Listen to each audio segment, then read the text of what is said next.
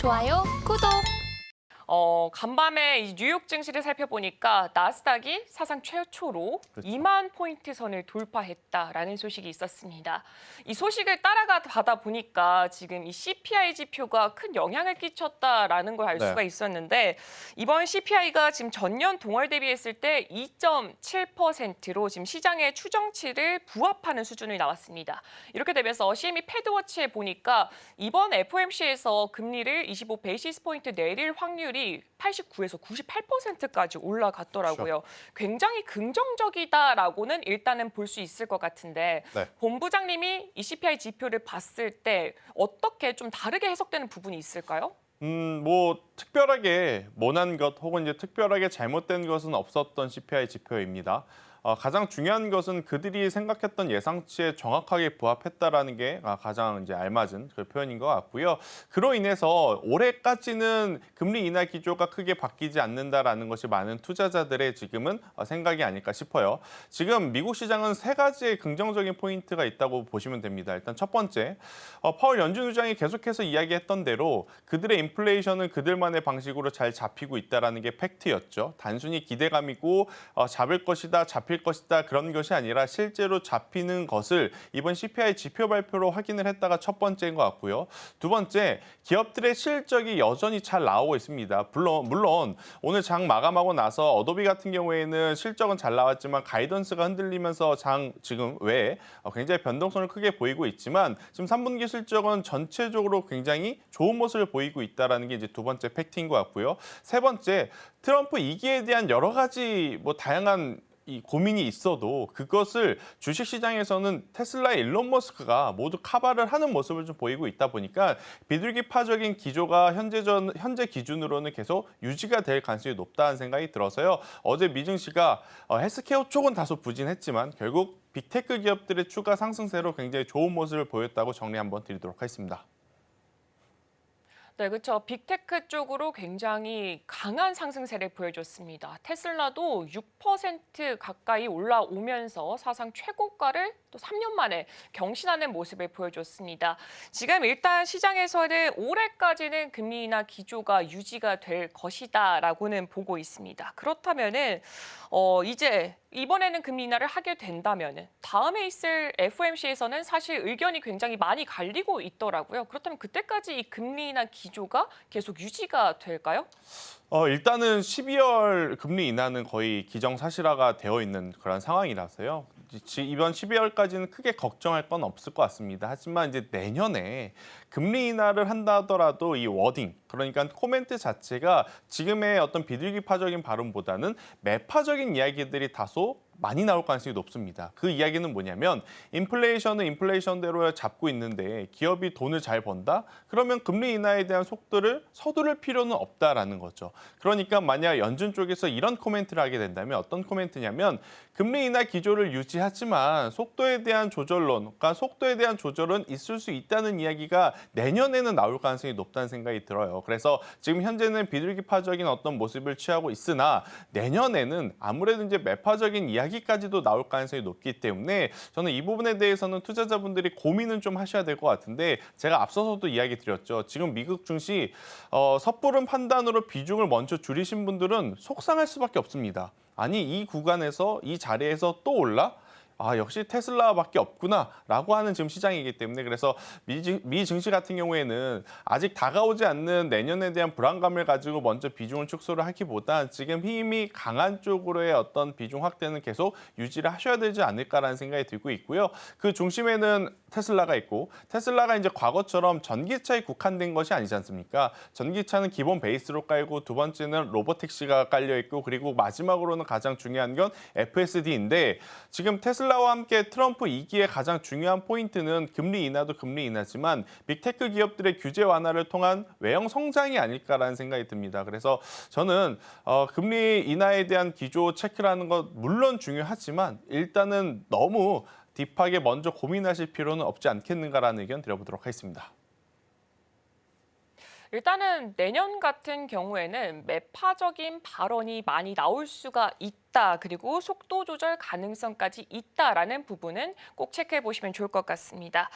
일단 나스닥 같은 경우 2만 포인트 선을 돌파했고, 그 뭐 사실 이 3대 지수 굉장히 잘 가고 있습니다. 그렇죠? 근데 사실 그동안 계속 나오고 있는 게 글로벌 IB 쪽에서도 고점이다. 고점이 너무 많이 거품이 껴 있다. 네. 우리 쪽에서도 그런 이야기는 꾸준히 나오고 있는데도 불구하고 제가 오늘 봤을 때는 고점이 아닐 수도 있겠다라는 생각이 들고 있더라고요. 네. 그렇다면은 지금 본부장님이 생각하셨을 때 지금 미국 증시 전반적으로 봤을 때 지금이 고점일까요? 아니면은 앞으로 추가 상승까지 우리가 좀 기대를 해볼 수가 있을까요? 참 어려운 질문인 것 같은데, 그러니까 객관적으로 좀 체크를 해보면 최근 1년에서 1년 반 동안 미증시가 전체적으로 올랐다고 볼 수는 없습니다. 그 이유는 뭐냐? 소수의 몇 기업이 지수를 끌어당긴 거죠. 대표적으로 엔비디아가 첫 번째 주자가 될 수 있겠고, 두 번째로는 테슬라가 될 수 있을 것 같아요. 사실 올해 초에 이런 이야기가 있었습니다.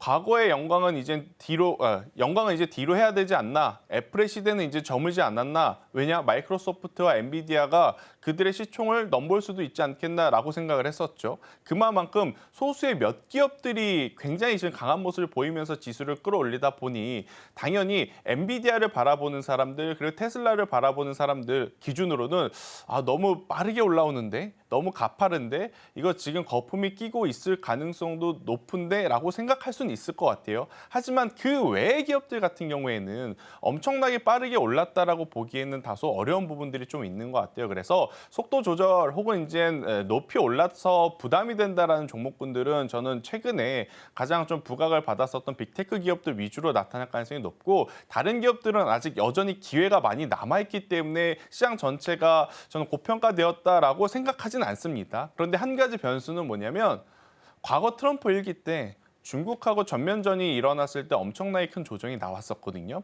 그런데 그게 똑같이 반복될 거냐, 반복이 되지 않을 거냐, 여기에 저는 달려있다는 생각이 듭니다. 그래서 남은 12월 달은 저는 편안하게 조금은 더 보셔도 되겠지만, 정작 본격적으로 내년에 이 트럼프 위기가 시작할 때는 이제는 긴장감을 좀 가지고 가셔야 되지 않을까라는 의견을 한번 드려보도록 하겠습니다.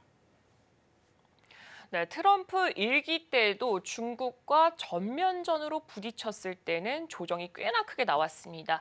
아직은 트럼프가 본격적으로 시작하지 않은 단계인 만큼 12월까지는 그래도 마음 편히 놓고 이 미국 주식을 할 때는 그렇게 투자를 해보시면 좋을 것 같은데, 일단은 내년에 있어서는 어느 정도의 포지션 변화가 필요할 것으로 보여지고 있습니다. 네, 그렇다면 이제는 좀 중국 이야기를 빼놓을 수가 없을 것 같습니다. 네. 지금 2025년 중국의 지금 중앙경제공작회의가 어제부터 오늘까지 진행될 예정입니다. 여기서 이제 추가 경기 부양책이 얼마나 나오냐, 이게 가장 중요할 것 같은데, 일단 키워드를 보니까 더 많은 금리 인하, 그리고 더 적극적인 재정 정책, 이걸 키워드로 제시를 했더라고요. 네. 그럼 첫째 날부터 뭔가 이거에 관한 이야기가 나왔을 것 같은데, 첫째 날의 분위기는 어땠나요? 일단 그렇게까지 큰 변화는 아직 감지를 하고 있지 못하는 것 같아요. 사실 이틀 전에 우리나라 증시가 가장 힘들 때 한 줄기 빛이 되셨던 것은 중국의 14년 만에 통화정책 완화 기조가 아니었나라는 생각이 듭니다. 장중에 이 중화권 증시에도 여러 가지가 지수가 있어요. 그러니까 우리나라 코스피 코스닥이 있는 것처럼 중국에도 상해 심천 혹은 이제 홍콩의 항생 지수가 이렇게 이제 나눠져 있는데, 항생 지수가 엄청나게 급등을 하기 시작을 합니다. 항생 같은 경우에는 이제 홍콩은 전 세계 이제 글로벌 시장의 허브 역할을 지금 하고 있는 상황이다 보니까 완화 기조가 바뀌게 되면 외국계 자금이 이제 들어오게 돼서 그로 인해서 전체적인 시장의 볼륨업이 될 수 있지 않겠나, 그게 이제 큰 골자였는데, 막상 본격적으로 의회가 시작이 되니까 조용합니다. 그 말인즉 지금 중국은 엄청나게 우리가 생각하지 못했던 만큼의 서프라이즈급의 경기 부양이 없다면 힘들다라는 것을 시사한 것이 아닌가라는 생각이 들어요. 그래서 첫째 날 굉장히 큰 의미는 없었지만, 그래도 지금 중국이 발빠르게 이렇게 대응하는 이유는 딱 간단합니다. 내년 트럼프 2기에 맞서서 본인들의 체력을 키워내야 되거든요. 그렇기 때문에 조금은 더 속도감 있게, 조금은 더 큰 경기 부양이 나올 가능성이 높은데, 문제는 이 경기 부양의 방향성 자체가 지금 중국 증시 기준으로 보면, 중국 경제 기준으로 보면 부동산 시장이 더 힘들거든요.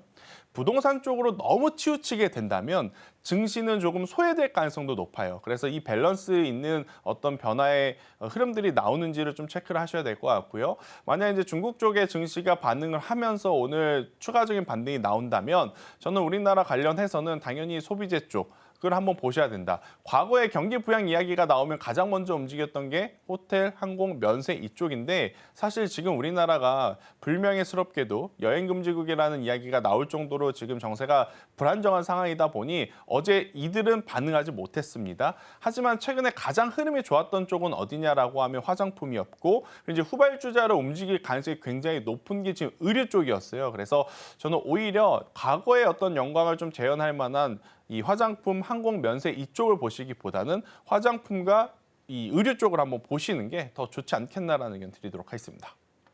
지금 바로 구독을 눌러보세요.